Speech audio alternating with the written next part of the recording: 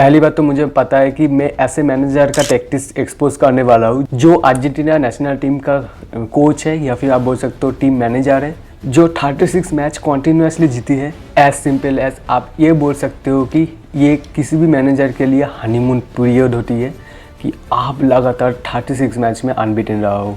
But you know football एक ऐसा sport है कि आप जितना आगे जाते हो, जितना ऊपर आप ग्राफ में जाती हो, उतना नीचे आप गिर भी सकते हो। ऐसे ही हुआ कुछ वर्ल्ड कप में अर्जेंटीना के साथ। तो देखो, सऊदी अरेबिया के अगेंस्ट हारना कोई एक छोटा चीज़ नहीं है, बहुत बड़ा चीज़ है, क्योंकि अर्जेंटीना के सामने और ज़्यादा टफ कॉम्पिटिटर आने वाला है, जैसे कि France, England, Brazil, Germany, Portugal, ऐसे टीम्स आने वाला है। बट कोई अगर बिग टीम्स हारते हैं अगेंस्ट वीक टीम तो दो चीज़ें हो सकती है कि जो वीक टीम है वो बहुत अच्छा खेले और जो बिग टीम है उसमें कुछ टेक्निकल एरर है और वो टेक्निकल एरर ओपोनेंट यूज़ करके अपनी ये मैच जीत भी सकती है। कि सऊदी अरेबिया का जो 2 फिनिश था, कमाल का शॉट था।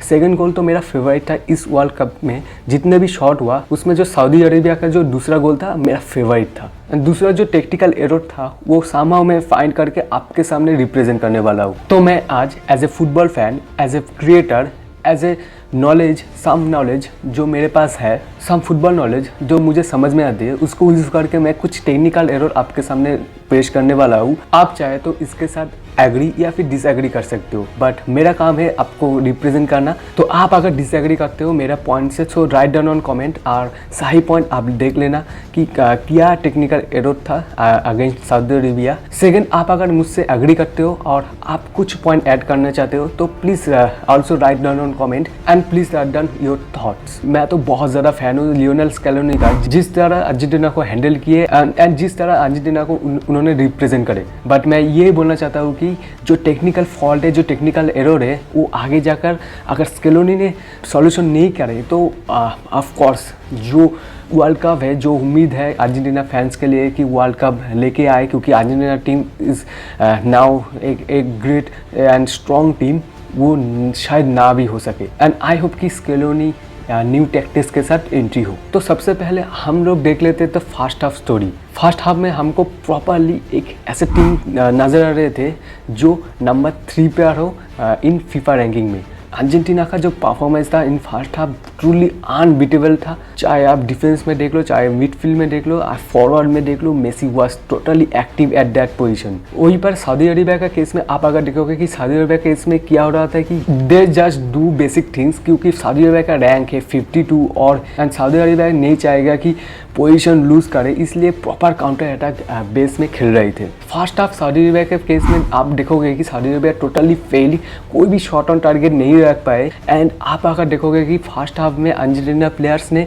टोटल 4 गोल करे थे। हमको 4 गोल देखने को मिले, जहाँ पर एक गोल तो ऑफकोर्स पेनल्टी, मेसी ने वो गोल दाग दिए एंड नेक्स्ट जो 3 गोल थे वो सबके सब डिसअलाउ हो गए क्योंकि हर एक गोल ऑफसाइड में था। बट कहानी शुरू होती है सेकेंड हाफ में और मेरा पॉइंट भी सेकेंड हाफ से स्टार्ट होती है। 48 मिनट एंड 53 मिनट जहाँ पर सऊदी अरेबिया को 2 गोल मिले हैं। एंड जैसे कि मैंने पहले बोला, जो 53 मिनट्स का गोल था फ्रॉम सालिम अल दाउसारी, वो गोल टोटली आउटस्टैंडिंग था एंड किसी भी गोलकीपर के लिए वो बॉल अटकाना बहुत ज़्यादा मुश्किल है। एंड ऑफकोर्स हम इसमें क्वेश्चन नहीं डाल सकते कि ये गोल कैसे डाले, बट हम इसमें देख सकते हैं कि टेक्निकल एरर क्या था अर्जेंटीना के साइड में। तो सेकेंड हाफ के स्टार्टिंग से लेकर आप बोल सकते हो 55 to 60 मिनट तक आप अगर देखोगे गेम प्ले को, तो उस मोमेंट में आपको कभी भी नहीं लगेगा कि इसमें प्रॉपरली अर्जेंटीना खेल रही है। उसमें प्रॉपरली आप देखोगे कि अर्जेंटीना साइड से कोई भी प्रॉपर टैक्टिक्स नहीं था। आप अगर देखोगे उस मोमेंट में प्लेयर का रेटिंग्स, ऑफकोर्स लॉन्ग 15 मिनट तक कोई भी प्रॉपर टैक्टिक्स, कोई भी प्रॉपर रेटिंग्स नहीं था प्लेयर के, बहुत ज़्यादा डाउन था प्लेयर्स का रेटिंग।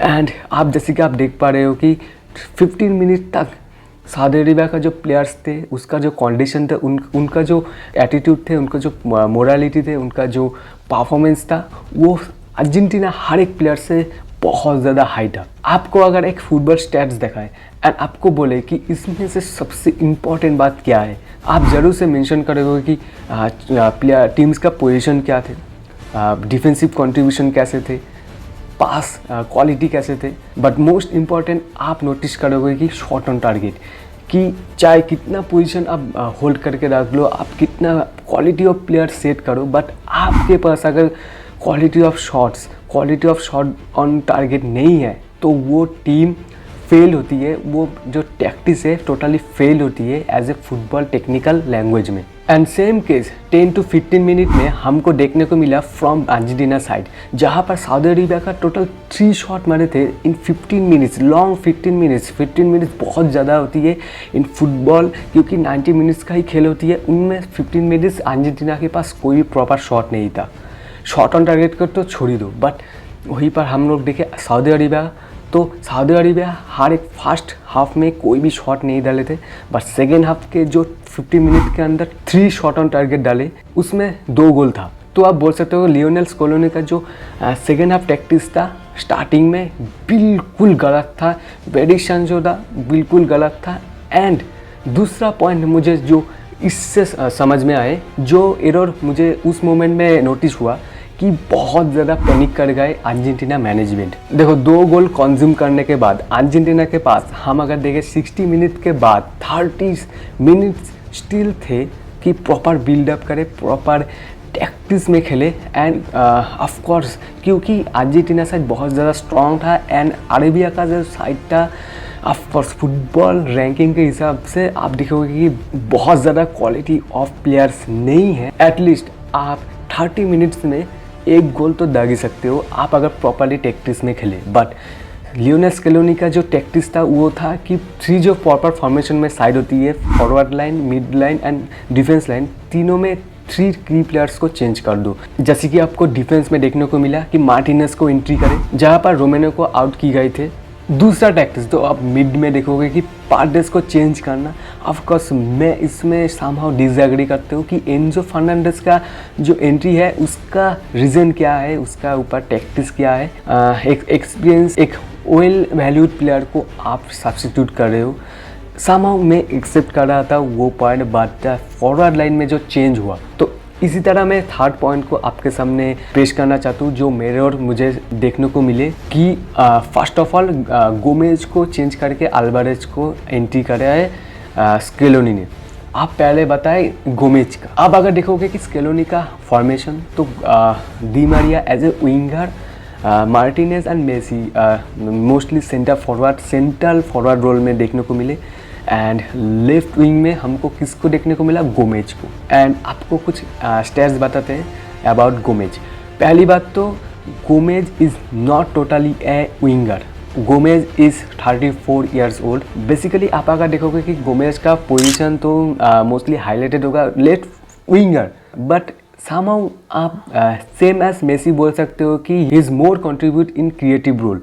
तो प्रॉपरली आप देखोगे कि जो लेफ्ट विंग साइड है उसमें ज़्यादा हमको नहीं देखने को मिले फ्रॉम अर्जेंटीना साइड, जो मुझे पार्टिकुलर एरर देखने को मिले। And as a substitute Scaloni ने क्या करे कि अल्वारेज को एंट्री करे as a left wing side, Gomez का साइड को हैंडल करने के लिए। एंड आपको कमाल का स्टैट्स बताते हैं कि अल्वारेज एक सेंट्रल फॉरवर्ड है, सेंट्रल स्ट्राइकर में भी खेलती है, but somehow he can also play a winger, but कौन सी विंगर में, राइट विंग में ही इज़ मोर सेटिस्फाई, ये राइट विंग में खेले। इन पास्ट हमको अल्वारेज को राइट साइड में देखने को मिले एज ए विंग साइड में, but he is more like a striker, not like a winger. Particular to left wing में छोड़ दो। और ये एक मेन रीज़न है, और ये कोई छोटा रीज़न नहीं है कि आप एक प्लेयर को ऑपोजिट साइड में रोल दो। आप ये नहीं चाहोगे कि मेसी जो राइट विंग में भी थोड़ा बहुत खेल सकती है अभी भी, आप लेट विंग में उसको बैठा दो एंड बोलो कि चलो आप तो मैजिकल हो, आप लेट विंग में खेलो। ऐसे नहीं होते हैं, हर एक प्लेयर का अपने अपने जोन है उसमें खेलना पसंद है। तो इसलिए इस केस में आप अगर देखोगे कि in stats Alvarez is not a left wing. Basically Gomez का तो सब्स्टिट्यूट नहीं बनते हैं। द मेन अर्जेंटीन जो लेफ्ट विंग साइड थे, लो सेल्सो इंजर्ड हो गए थे। आपको तो देखने को मिला कि दीबाला के साथ साथ लो सेल्सो भी इंजर्ड हो गए थे। तो इस केस में आप अगर देखोगे स्केलोनी के पास बहुत कम ऑप्शन थे एंड स्केलोनी एक्सपीरियंस के हिसाब से एंट्री हुए अगेंस्ट सऊदी अरेबिया। आप गोमेज से ये एक्सपेक्ट नहीं कर सकते कि he is playing like Di Maria, क्योंकि डी मारिया एक प्रॉपर विंगर है, one of the best winger है in the world. And Gomez for me आपको क्या लगता है आप कमेंट में बताना कि for me he is not a proper winger, he is more like a creative player. आप बात करें गोमेज का, तो गोमेज का जो सीज़न था ऑफ कोर्स बहुत ज़्यादा ख़राब था। मैं बोलूँगा कि सेविला के साथ था 12 मैच स्टार्ट किए, उसमें एज ए फॉरवर्ड एक भी गोल नहीं करे, असिस्ट भी नहीं करे, सिर्फ एक ही असिस्ट था। मुझे समझ में नहीं आया कि क्यों फर्स्ट 11 में गोमेज को एंट्री कराए। Of course experience as my personally, मैं एक्सपीरियंस को ज़्यादा प्रेफर करता हूँ, बट स्टैट्स सेट कि और कोई इसमें हो सकते थे। एंड ऑफकोर्स जो नाम हो सकती है, जो अवेलेबल हो सकते हैं ब्रेंच में, वो था Allister. Of course English Premier League में खेलती है, अच्छे क्लब में खेलती है और he can play a role in left middle side, left wing में भी थोड़ा बहुत खेल सकती है। तो आप ये चाहोगे कि विंग साइड मोर एक्टिव हो, ना कि मोर क्रिएटिव हो। वहीं पर बताए अनदर कंट्रीब्यूशन फ्रॉम सिलेक्शन, जो कि मुझे समझ में नहीं आए कि लो सेल्सो इंजुरी होने के बाद क्यों अलेक्जेंड्रो गार्नाचो को सिलेक्ट नहीं करे इन FIFA world cup 2022 for Argentina club. जो प्लेयर माना जाता है कि नेक्स्ट फ्यूचर होने वाला है मैनचेस्टर यूनाइटेड के, जो प्लेयर हल्ला मचा दिया इंग्लिश प्रीमियर लीग में, 8 मैच में 2 goal 2 assist, only 18 years old, great pace, great potential player को आप बेंच में रख रहे हो। पहली बात तो जब वो सिलेक्ट नहीं हुए थे, मैं समझ में आया था कि हाँ स्केलोनी के साथ उसका फेमिलियर ज़्यादा नहीं है, ज़्यादा मैच में कंट्रीब्यूशन नहीं है, एज ए नेशनल टीम में ज़्यादा नहीं खेले हैं, तो समहाउ आई एक्सेप्ट। बट जब लो सेल्सो इज इंजर्ड हो गए थे, तब बेस्ट ऑप्शन आपसे पूछूं तो आप बताना कि आपके लिए कौन था। मेरे लिए तो अलेक्जेंड्रो गार्नाचो ही थे। तो इसमें हाईलाइटेड पॉइंट मैं बताना चाहता हूँ कि सऊदी अरेबिया का मैनेजर हर्ब रेनार्ड क्या कमाल का टैक्टिक्स इंप्लीमेंट करे सेकेंड हाफ में। अर्जेंटीना वीकनेसेस को प्रॉपरली काम पे लगाया। आपको जैसे कि बोला कि लेफ्ट साइड में अर्जेंटीना बहुत वीक थे, Gomez as a winger properly work नहीं कर रहे थे। जो गोमेज प्लान था स्केलोनी के, वो प्रॉपरली वर्क नहीं कर रहे थे। आप देख सकते हो, मैं बातों में नहीं कर रहा हूँ, प्रॉपर स्टैट से कि विंग साइड में ज़्यादा कंट्रीब्यूशन नहीं था। But there is Saudi Arabia side की Saudi Arabia totally use his right position against Argentina left position, और ये जो एरर था आपके सामने रिप्रेजेंट करना चाहता था एंड ऑफकोर्स आपको रिप्रेजेंट कर दिया। ऑफकोर्स मुझे यही लगता है कि कुछ टैक्टिकल एरर है जो आगे जाकर बहुत ज़्यादा तकलीफ दे सकती है अर्जेंटीना टीम को। आई होप अब मेरा जो पॉइंट ऑफ व्यू है आपके सामने रख पाए। सो प्रॉपर्ली आपको अगर ये वीडियो अच्छे लगे तो लाइक कर देना, आपको अगर नहीं पसंद आए तो डिसलाइक कर देना, आपकी मर्ज़ी। बट आप अगर इसी तरह कंटेंट को देखना चाहते हो तो प्लीज़ सब्सक्राइब माई चैनल। मिलते हैं नेक्स्ट वीडियो में, तब तक के लिए गुड बाय।